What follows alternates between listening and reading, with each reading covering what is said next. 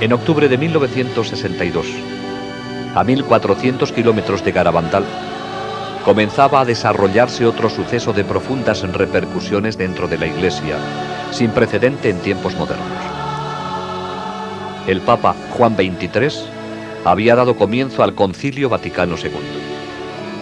Surgió entonces la pregunta natural: ¿existía alguna relación entre este acontecimiento eclesiástico monumental y los maravillosos hechos que estaban ocurriendo en un pueblecito del norte de España? La respuesta es un contundente sí, aunque el completo significado de esta relación solo podrá ser comprendido en el futuro. Durante un éxtasis, se oyó a Conchita repetir las palabras de la Virgen: el concilio será el más grande de todos, será un éxito. A lo que respondió Conchita: qué bien, así te conocerán mejor y estarás más contenta.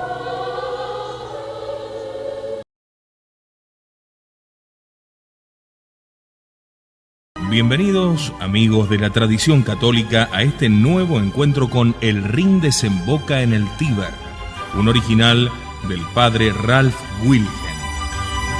En enero de 1963, tras la clausura de la primera sesión, la Comisión de Coordinación dictaminó en su primera reunión que el esquema sobre la Bienaventurada Virgen María, Madre de la Iglesia, sería tratado separadamente del esquema sobre la Iglesia.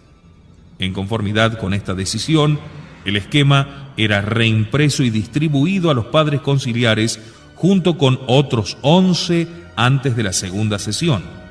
La única diferencia se encontraba en la redacción del título. Originariamente decía: sobre la Bienaventurada Virgen María, Madre de Dios y Madre de los hombres, y ahora decía: sobre la Bienaventurada Virgen María, Madre de la Iglesia. Una nota adicional en la cubierta especificaba que solo se cambiará el texto cuando los padres conciliares hagan sus sugerencias. Cuando los padres conciliares alemanes y austríacos recibieron sus copias del esquema, pidieron al padre Karl Rahner que preparase comentarios sobre él para llevarlos a la inmediata conferencia de Fulda. Según el padre Rahner, cuyos comentarios escritos fueron distribuidos a todos los participantes en la conferencia, el esquema tal como estaba redactado era una fuente de gran preocupación para él mismo y para los padres Grillmayer, Semmelroth y Ratzinger, quienes también lo habían examinado desde un punto de vista teológico. Sostuvo que si el texto se aceptaba en su forma actual, produciría un daño inimaginable desde una óptica ecuménica, tanto en relación a los orientales como a los protestantes. Nunca se insistiría demasiado, dijo, en que todos los éxitos conseguidos en el campo del ecumenismo, gracias al concilio y en conexión con el concilio, resultarán baldíos si el esquema se mantiene así.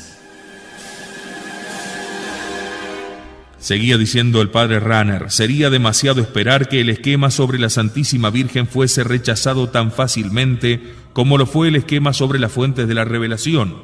Por tanto, debería urgirse con toda la insistencia posible a que el esquema de la Santísima Virgen se convirtiese en un capítulo o en un epílogo del esquema sobre la Iglesia. Dijo: sería la forma más fácil de suprimir del esquema afirmaciones que teológicamente no están bastante desarrolladas y que solo podrían causar un daño incalculable desde un punto de vista ecuménico. Se evitaría también una áspera discusión. El padre Rahner continuaba sosteniendo que el esquema empleaba tácticas que objetivamente no son honestas, pues declara que no existe la intención de definir nuevos dogmas y al mismo tiempo presenta ciertas enseñanzas como si ya perteneciesen a la doctrina de la Iglesia, aunque todavía no son dogmas, y desde un punto de partida teológico moderno no pueden convertirse en dogmas. Lo que él atacaba especialmente eran las enseñanzas del esquema sobre la mediación de la Santísima Virgen María y el título de mediadora de todas las gracias que se le otorgaba a la Santísima Virgen.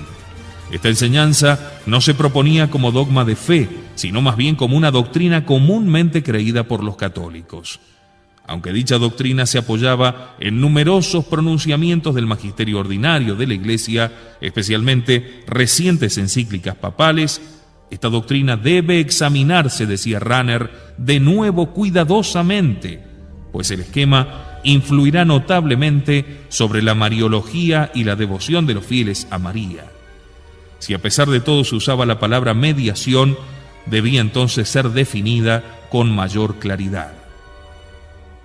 El padre Rahner se esforzó en confeccionar una lista para los padres conciliares alemanes y austríacos con todo aquello que a su modo debía cambiarse u omitirse en el esquema.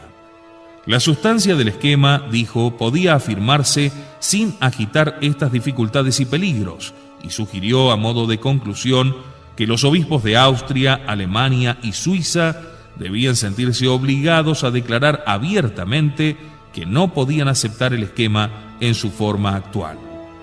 La conferencia de Fulda aceptó sus sugerencias con una excepción fundamental. Él se había opuesto a dejar el título de mediadora en el texto, pero las propuestas finalmente enviadas al Secretariado General del Concilio decían así: la gran mayoría de los padres conciliares de Austria, Alemania, Suiza y Escandinavia no se opone absolutamente a conservar las palabras mediadora y mediación en el esquema. Sin embargo, parece deseable no expresar la mención de mediadora de todas las gracias.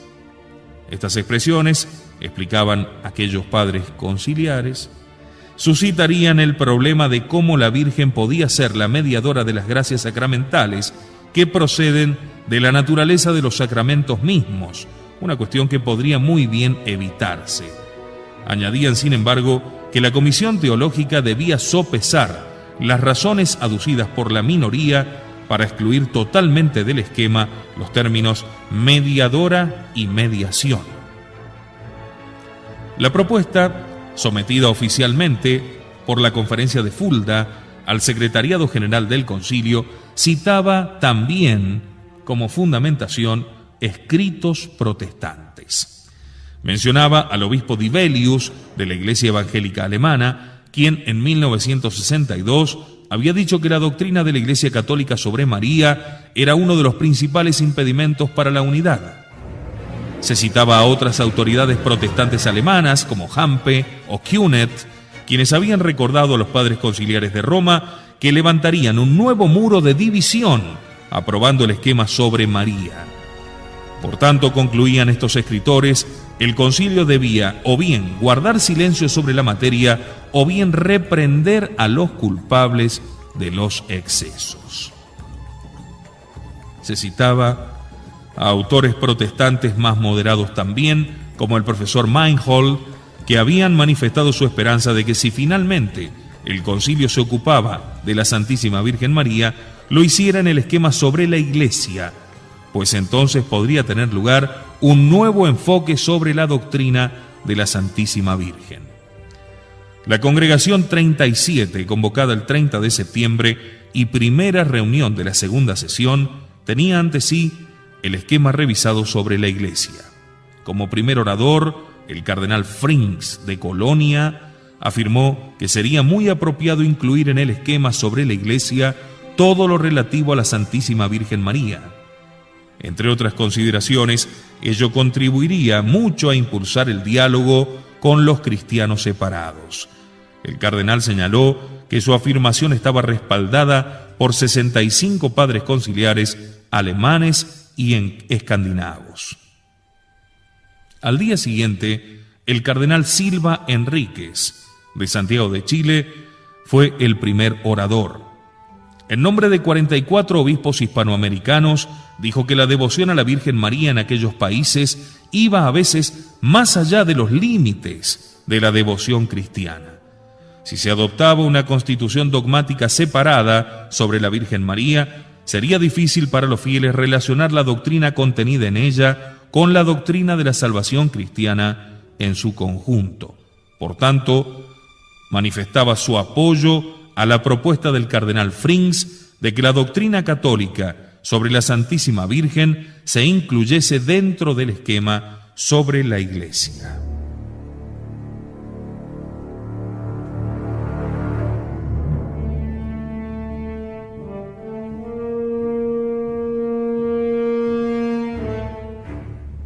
Esa misma mañana, el arzobispo Gabriel Garrone de Toulouse, en nombre de muchos obispos franceses, también apoyaba la idea del cardenal Frings. Afirmó que la imagen teológica de la Iglesia se completaría insertando todas las enseñanzas sobre la Santísima Virgen en la doctrina global sobre la Iglesia. Ello supondría además un antídoto contra los excesos devocionales, puesto que la Virgen no aparecería como ajena al plan providencial de salvación, sino más bien como parte de él.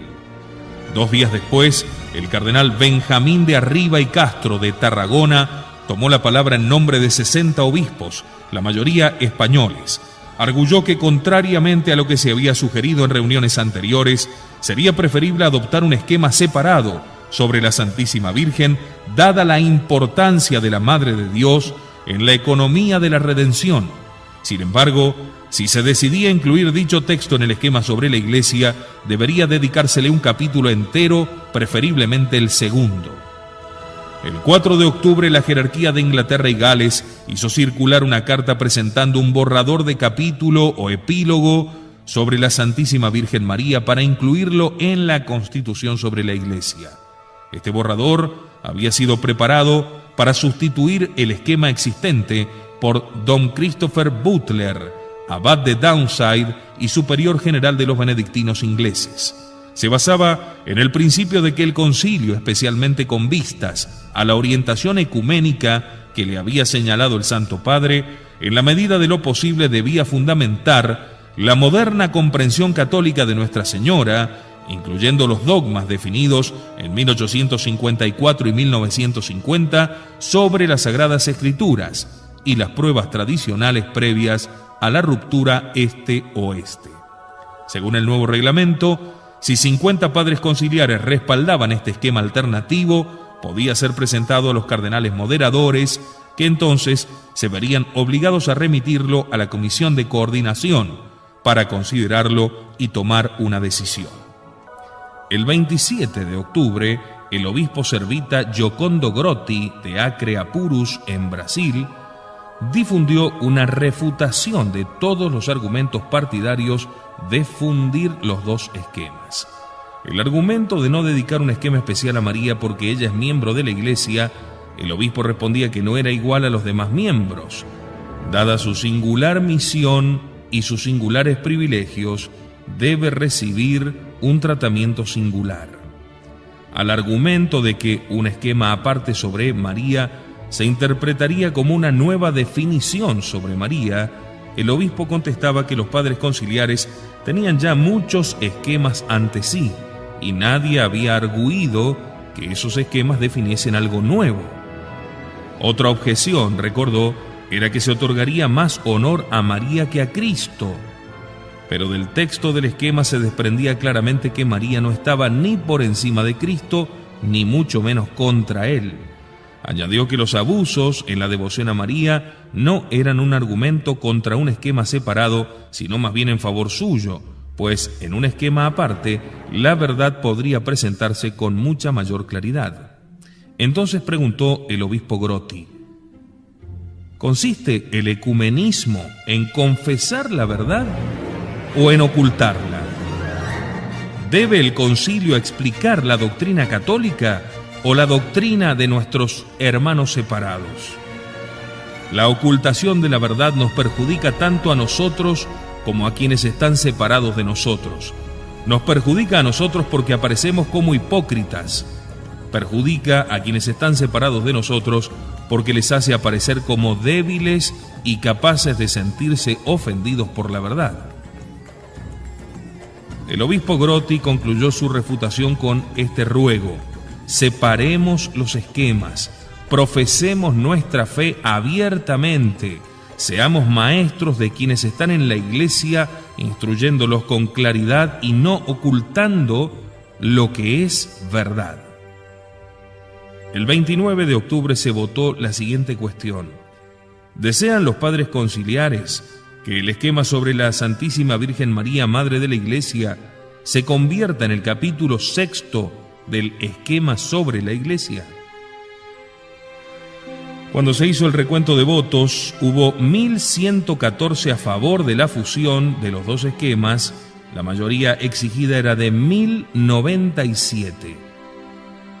El padre Rahner y la Alianza Europea habían ganado por un margen de 17 votos. Es decir, vamos a ubicarnos en el lugar. Estaban absolutamente convencidos de que la Virgen es un obstáculo. Había que sacarla del medio. Había que relegarla a ser madre de la Iglesia y no de todos los hombres. Había que no darle ningún tipo de prerrogativa y mucho menos llamarle mediadora de todas las gracias. El principal opositor era el grupo formado por el padre Rahner y el padre Ratzinger. Estaba todo armado para dar este golpe mortal a la verdadera devoción católica por la Santísima Virgen María.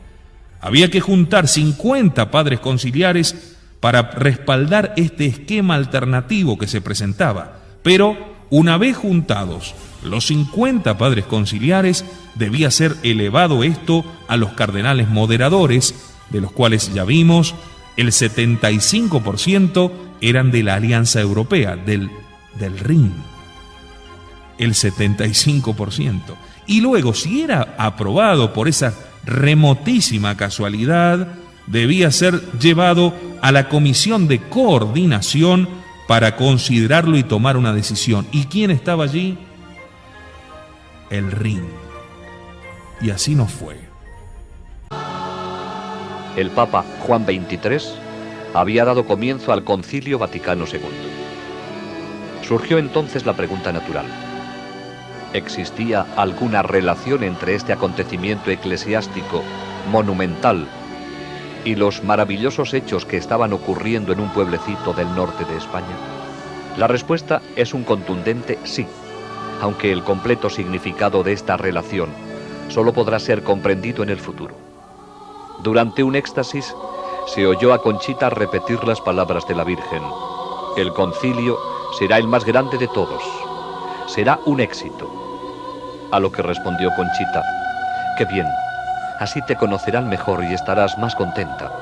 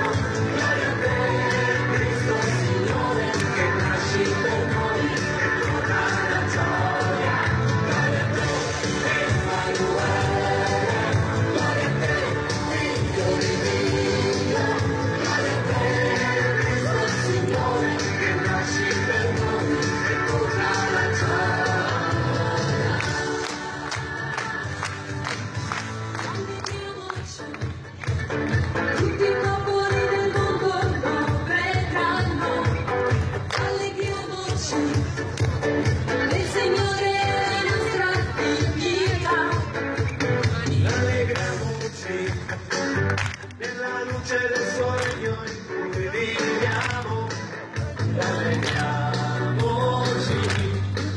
Siamo proprio vivo su, siamo chiesa di Dio.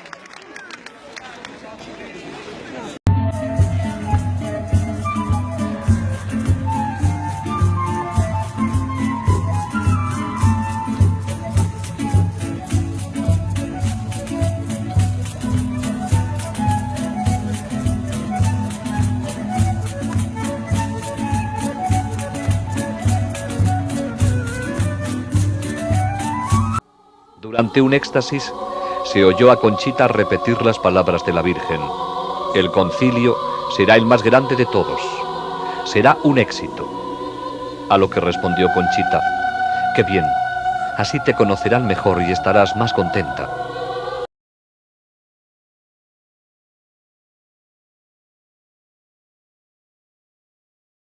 Garabandal promociona la iluminación de conciencia que sucederá con el aviso que Dios efectuará a la humanidad.